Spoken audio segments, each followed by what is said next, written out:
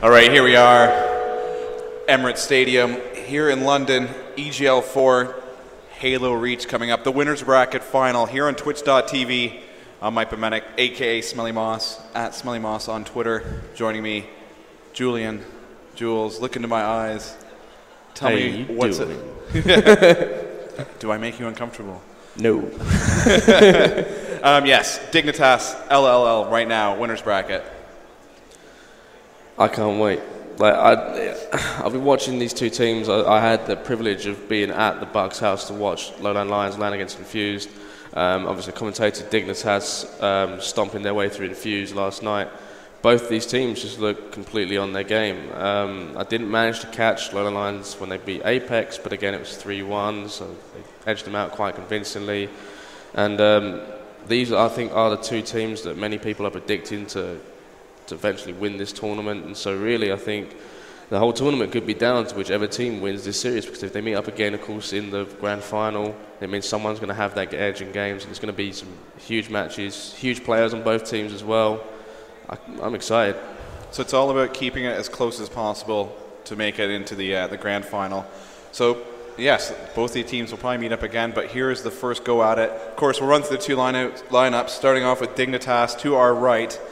Of course, Fusion, Riots, and Rami and Trojan. Let's talk about Fusion a little bit first. Obviously, he got quite a lot of respect the last event.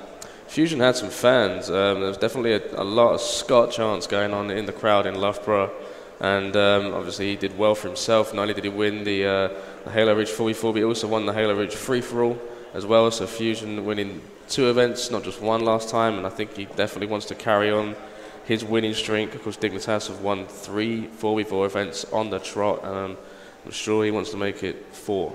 And then moving over to Riots. Riots, of course, joining the Dignitas lineup at the last event, or at least our last event.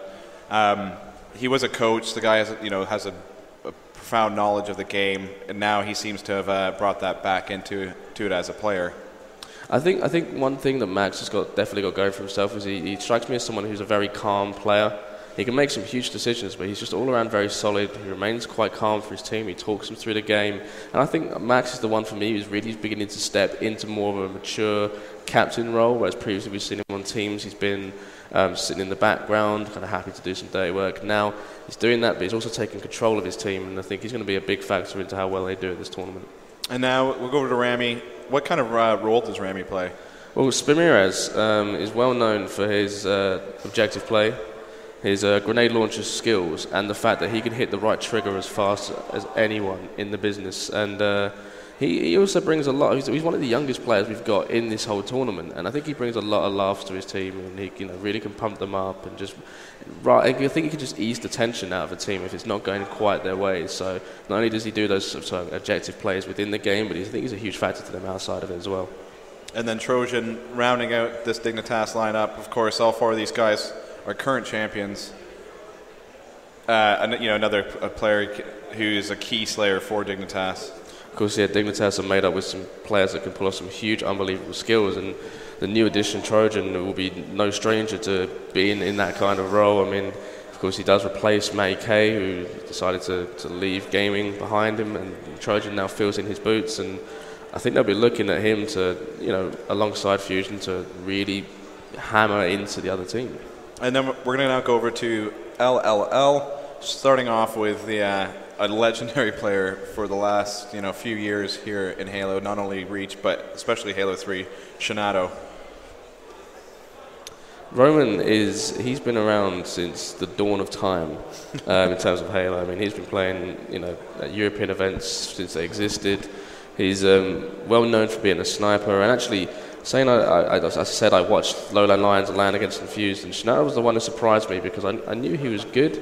I knew he can pull off some sick plays, but he seems to, again, a little bit like Riots, he seems to be stepping into that leadership role for these guys. They don't really have that at the moment, and it seems actually like Shanato is the guy that is doing that is taking control of this team of, I mean, they're all veterans, but Shanato's more than the others, and he seems to be taking that role that little bit further and is now kind of guiding them throughout their games as well. And then moving over to Buck 20, Alex Buck, the first of the Buck twins. huge land presence, a lot of experience. Obviously, between the two Buck brothers, they both seem to get a bit of grief, especially from after the Power gaming days. But obviously, they made a brilliant choice by taking the opportunity that was kind of given to them by Shinato and joining LLL. Yeah, and of course, Buck 20 will be a player that you're quite familiar with, Mike. Apparently, you commentated one of his games once. I'm not too sure, but yeah. So Buck 20 is loved by hundreds, adored by millions, and familiar to you. So I mean, he's always been a fantastic player. I mean, he burst on the scene right at the top and has never really left it. I think he's just looking to get back to that form where in Halo 3 he appeared to be just unstoppable, possibly some might say the best player in the game at the end of it, and I think he wants to get back on form with the Lions. And then, of course, another LLL mainstay, Pino. Pino is a player who really lately has surprised me. I knew he was always decent, I knew he was always good, but I've always questioned whether he was actually fit for the role on LLL. And watching him recently, yeah, he is. He's. I mean, people kind of shoehorned him to the role of a support player or of someone who just tried to help his team and couldn't pull off big plays. But again, watching him, Pino can, just like all the players on both these teams, Pino can really pull off some dirty stuff, and it'd be always exciting to watch him when he's playing.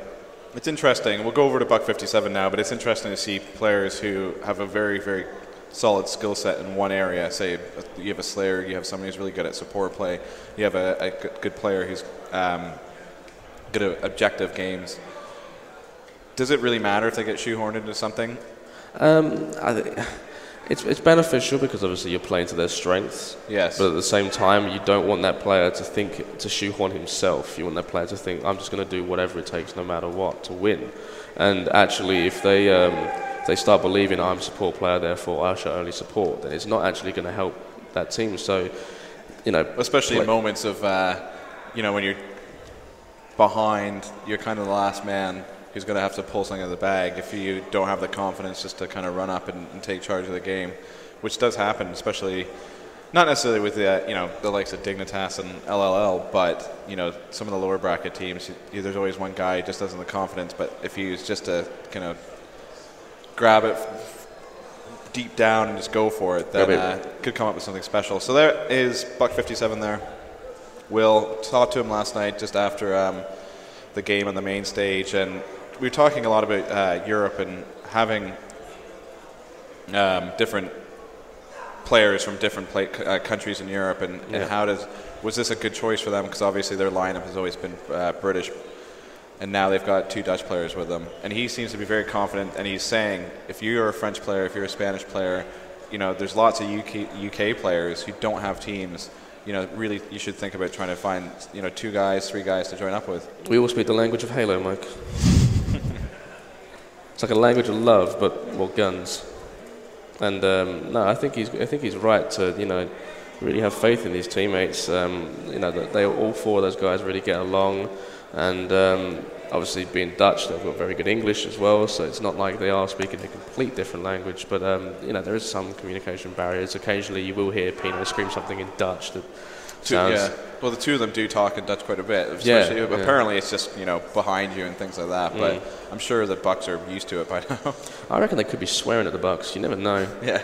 It's like roll off. Alex. They won't. Yeah. The Twins won't have an idea, but it's more likely, like you said, there's going to be good communication. And they're on Google Translate after the match. Yeah. What did he call me? No.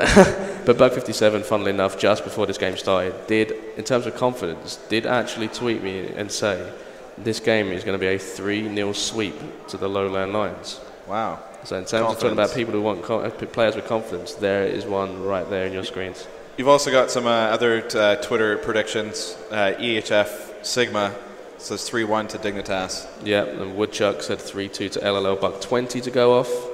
Ben the Machine said it was going to be another 3-0 sweep to LLL.